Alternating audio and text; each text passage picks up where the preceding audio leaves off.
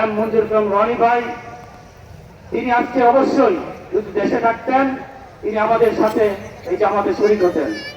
তিনি তার ঈদ করার জন্য তিনি তার পরিবার সেই লন্ডনে আছেন এবং আমাদের আগামী রাষ্ট্রনায়ক তারেক রহমান এবং আমাদের বারবার নির্বাচিত তিনবারের প্রধানমন্ত্রী দেশনেত্রী বেগম খালেদা জিয়া তারা লন্ডনে অবস্থান করছেন। রনি ভাই তাদের সাথেই গতকাল ঈদ করেছেন, একত্রিত ছিলেন এবং রনি ভাই আপনাদের কাছে সবার কাছে দোয়া চেয়েছেন আল্লাহ যেন তাকে এই গাজীপুর 2 আসনের জন্য কবুল করেন এবং তিনি যেন মানুষের পাশে থেকে কাজ করতে পারে। এজন্য আপনারা সবাই করে এই কাউন্সিলবাসী গাজীপুর 2 এর নেতৃত্ব আমাদের এই কাউন্সিল থেকে হয়েছে, এই সামনা থেকে হয়েছে বারবার।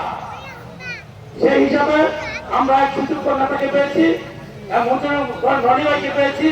তাকে আমরা আমাদের পর্যায়ে তাকে কাছে লাগাতে হবে এবং সামনে জাতীয় সংসদে তাকে সংসদে পাঠাতে হবে, তার জন্য তাকে নির্বাচিত করতে হবে।